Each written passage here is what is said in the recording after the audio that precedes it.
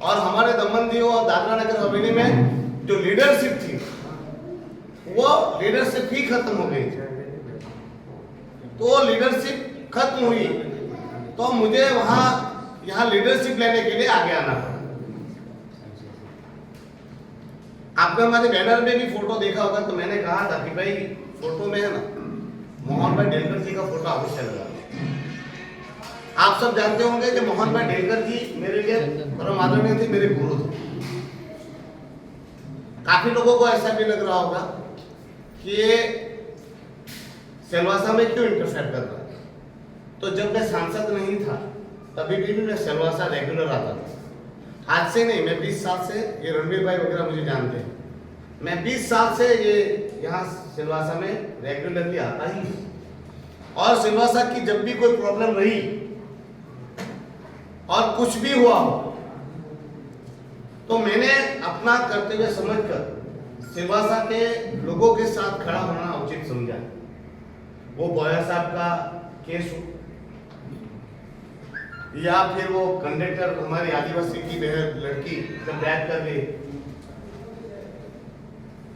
वो दयाल खुलिया में वारदात हुई, एक इंजीनियर साहब भी सुसाइड कर गए, हमारे गुरु मोहन भाई डेलकर जी को शहादत देनी पड़ी। जब भी दादरा नगर हवेली में प्रॉब्लम आई तो मुझे लगा कि दादरा नगर हवेली के लोगों के साथ खड़ा होना चाहिए।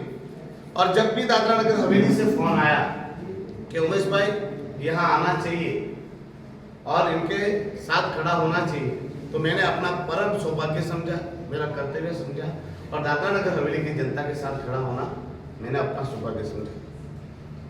मैं इसलिए भी कर रहा हूँ, तभी भी 2 सांसद थे, दमन दीव में भी सांसद हुआ करते थे और दादरा नगर हवेली में भी सांसद हुआ करते थे।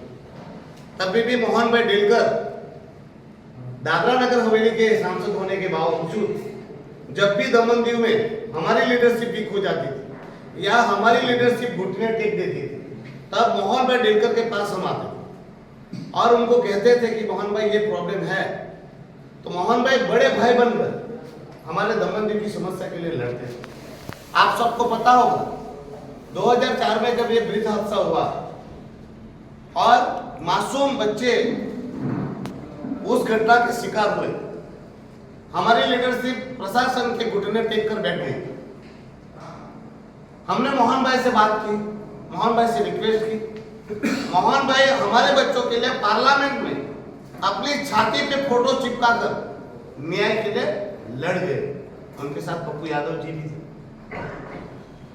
तो मोहन भाई ने तब जब भी हमें जरूरत थी तो मोहन भाई ने हमारा साथ दिया। अब हम मेरा भी कर्तव्य है कि दादरा नगर हवेली की जनता को जब भी जरूरत पड़ेगी तब मैं आपके साथ खड़ा हूं। और ये विश्वास दिलाने आया, मैं ये विश्वास दिलाने आया हूं दादरा नगर हवेली की जनता को कि आप डरिएगा नहीं, घबराइएगा नहीं। आपका सांसद भले घुटने टेक के बैठ जाए, दमन दीव का सांसद भी आपका ही सांसद है। आज मुझे पता चला कि यहाँ पर भी सांसद जी और उनकी टीम को बहुत दुख लग रहा है कि उमेश पटेल यहाँ क्यों आए। तो उनको पूछना चाहता हूँ, जब मोहन भाई की शहादत हुई थी तभी भी तो उमेश पटेल आया था, तभी भी तो उनको जिताने के लिए भी तो उमेश पटेल आया था। और मोहन भाई की डेथ जब हुई तब जब आंदोलन हुआ, उमेश पटेल ने, यही उमेश पटेल ने आपका साथ और समर्थन दिया था, बिना कंडीशन के दिया था। जब चुनाव आया तभी भी तो उमेश पटेल आया था। इन सांसद और उनके चमचों को बताइएगा, ये आप लोगों को चुनाव जिताने के लिए उमेश पटेल पर एफआईआर हुई थी। ये दायरा नहीं होता, लोगों का काम करने के लिए, लोगों की मदद करने के लिए दायरा कभी सीमित नहीं होता। दायरे से बाहर निकल कर भी लोगों का काम करना पड़ता है, जिस प्रकार हमारे मोहन भाई क्या करते थे। और उनको मैं कहना चाहता हूं, आप लोगों ने लाज हया शर्म सब छोड़कर मरे हुए मोहन भाई की शहादत का आप लोगों ने जिस तरह से मजाक बनाया और आप लोग घुटने टेक कर बैठ गए अपनी सत्ता, सिर्फ सत्ता की लालसा के लिए और अपना सब कुछ बचाने के लिए, जनभावना तक का आपने ख्याल नहीं किया। मैं आज राजनीति करने बिल्कुल नहीं आया। मोहन भाई की आत्मा को श्रद्धांजलि तभी मिलेगी जब उनके दोषियों को सजा मिलेगी। यहाँ के सांसद जी को और उनके चमचों को मैं कहना चाहता हूं कि आप में थोड़ी सी भी शर्म बची हो और आप में थोड़े से भी एथिक्स हो तो मोहन भाई के हत्याराओं को सजा दिलाने का काम करें पार्लियामेंट में। मैं तो लड़ने ही वाला हूं। मैंने मेरे चुनाव में भी कहा था, मेरे दमन के चुनाव में भी कहा था, आखिरी दिन भी कहा था और आज भी कह रहा हूं, मोहन भाई को न्याय मिलकर रहेगा और मैं दिला कर रहूंगा। भले उनका परिवार प्रशासन के घुटनों में बैठ जाए, उमेश पटेल बैठने वाला नहीं है। आज भी उनको सद्बुद्धि आ जानी चाहिए थी। एक सामान्य व्यक्ति जो चुनाव पर 15 दिन पहले खड़ा होता है और इतने सारे वोट खींच के ले आता है, डूब मरना चाहिए उनको। अभी भी उनको अगर दिमाग नहीं आ रहा है, उनमें सद्बुद्धि नहीं आ रही है, तो उनके जैसे मूर्ख दूसरे कोई नहीं है। मैं आप सबसे विनती करने इसलिए आया कि हमारा प्रशासन एक है, हमारी समस्याएं भी एक जैसी है।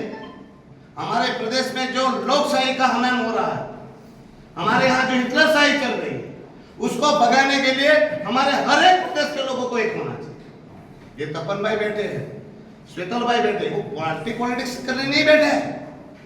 ये मेरे मित्र हैं, इसलिए मेरे साथ बैठे हुए। दमन दीव और दादरा नगर हवेली की हर एक जनता को एक होना होगा। दमन दीव और दादरा नगर हवेली को अब लोकशाही की स्थापना की जरूरत है। हमारा भारत का संविधान कहता है कि राष्ट्रपति शासन 6 महीने से ज्यादा नहीं रहना चाहिए। हम लोग 1961 में आजाद हुए, आप हमसे ज्यादा आगे आजाद हुए, मगर आज जब से हमारा प्रदेश आजाद हुआ, आज भी हम राष्ट्रपति शासन में थे। कहा लोकतंत्र प्रणाली? आज भी एक इंसान, एक प्रशासन जनप्रतिनिधियों को ऐसी स्थिति करके बैठा जैसे जनप्रतिनिधि कठपुतलियों। एक सीनियर मोस्ट सांसद को आत्महत्या करना पड़े, उससे बड़ी दुर्भाग्यपूर्ण क्या स्थिति हो सकती है? दमन दीव में और दादरा नगर हवेली में एक लोकशाही प्रणाली की स्थापना करना जरूरी है। उसके लिए असेंबली की जरूरत है। पूर्ण असेंबली ना मिले तो पौंडीचेरी के तर्ज पर हमें मिनी असेंबली की जरूरत है। उसके लिए दमन दीव और दादरा नगर हवेली की जनता को एक होना होगा। हमें सबको एक मिलकर होना होगा। पार्टी पॉलिटिक्स करने की जरूरत नहीं है। हमारे दमन दीव और दादरा नगर हवेली के लोगों के हित की रक्षा करके उनको ध्यान में रखते हुए हमें फैसला लेना चाहिए। अभी जब दमन दीव में एक ऐसी स्थिति आई, मैं तो वापस कह रहा हूँ, मेरे चुनाव में भी राज भी कह रहा हूँ, जब तक यहाँ से हेड ऑफ अथॉरिटी प्रशासक प्रफुल्ल भाई पटेल हट नहीं जाते, तब तक हम चैन से नहीं बैठेंगे। और आपको वादा करते हैं बहुत जल्द प्रशासक प्रफुल्ल भाई पटेल को हटा दिया जाएगा और हम उसको हटाने के लिए पूरा संघर्ष करेंगे और उसमें दादरा नगर हवेली की भी जनता का साथ और समर्थन चाहिए। चाहता हूं, किसी माई का लाल में ताकत नहीं है कि उमेश पटेल को दादरा नगर हवेली में आने से रोकने की। दमन दीव की जनता का जितना हक है उतना ही हक दादरा नगर हवेली की जनता का भी है। और मैं वादा करता हूं दादरा नगर हवेली की जनता को, आप लोगों को डरने की या घबराने की जरूरत नहीं है। आपको जब भी जरूरत पड़ेगी, उमेश पटेल आपके साथ खड़ा है। मैं आप सबसे विनती करने इसलिए आया हूं कि हमारा प्रशासन एक है, हमारी समस्याएं भी एक जैसी है। हमारे प्रदेश में जो लोकशाही का हनन हो रहा है, हमारे यहाँ जो हिटलरशाही चल रही है, उसको भगाने के लिए हमारे हर एक प्रदेश के लोगों को एक होना चाहिए। ये तपन भाई बैठे हैं, श्वेतल भाई बैठे, वो पार्टी पॉलिटिक्स करने नहीं बैठे हैं। ये मेरे मित्र हैं, इसलिए मेरे साथ बैठे हुए। दमन दीव और दादरा नगर हवेली की हर एक जनता को एक होना होगा। दमन दीव और दादरा नगर हवेली को अब लोकशाही की स्थापना की जरूरत है। हमारा भारत का संविधान कहता है कि राष्ट्रपति शासन 6 महीने से ज्यादा नहीं रहना चाहिए।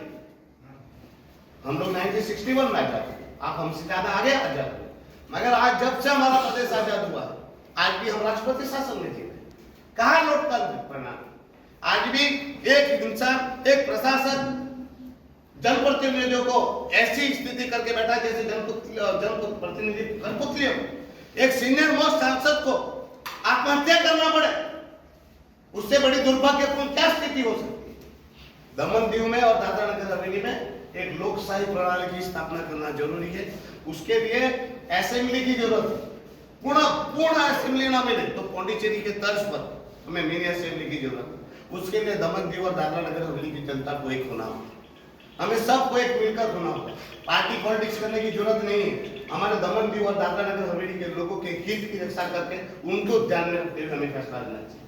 अभी जब दमन दीव में एक ऐसी स्थिति आई, मैं तो वापस कह रहा हूँ, मेरे चुनावों में भी यही था और आज भी कह रहा हूँ, जब तक यहाँ से हेड ऑफ अथॉरिटी प्रशासक प्रफुल्ल भाई पटेल हट नहीं जाते तब तक हम चैन से नहीं बैठेंगे। और आपको वादा करता हूँ बहुत जल्द प्रशासक प्रफुल्ल भाई पटेल को हटा दिया जाएगा और हम उसको हटाने के लिए पूरा संघर्ष करेंगे और उसमें दादरा नगर हवेली की भी जनता का साथ और समर्थन चाहिए। इन्हें हमारा तो 1 तारीखे पार्लियामेंट 3 तारीखे पाछो आવીશ, પછી મેં હમણાં મારા મિત્રોને બી કહી દીધું છે કે જેટલી વેકેન્સી બાકી છે એ તમામ વેકેન્સી આપણે 6 મહિનાની અંદર ભરવાની છે, પણ તે પહેલા આપણે ડોમિસાઇલ લઈ આવીએ, ડોમિસાઇલ લાગુ કરીએ અને આપણી ભરતીના ઇન્ટરવ્યુઝ આપણા જ પ્રદેશમાં આપણી જ ભાષામાં થવા જોઈએ, બરાબર? એના માટે હું કરતો છું ને તમને વાદો કરું ભાઈ, હવે હું કોઈ જાદુગર તો છે નહીં, એ બીજું કે હું તમારા જો નોર્મલ વ્યક્તિ છું। જો મેં ક્રાંતિકારી બહુ કામ કર્યા, 30 વર્ષ મેં કર્યા। મને હમણાં તમે ધરણા બાબતે કહો કે કોઈ બી આંદોલન માટે કહો તો હું તમને એક વિથિન મિનિટ તમને આપી દઉં, પણ પાર્લામેન્ટની આખી પ્રોસિડિંગ અલગ, એટલે એને શીખતા મને 3-6 મહિના લાગશે, પણ તમને પ્રોમિસ છે કે હું શીખી બહુ જલ્દી જ આપું છું। જે કામ વર્ષમાં બધા શીખે હું 1 મહિનામાં શીખી જાઉં, 3 મહિનાનો ટાઈમ મને આપો।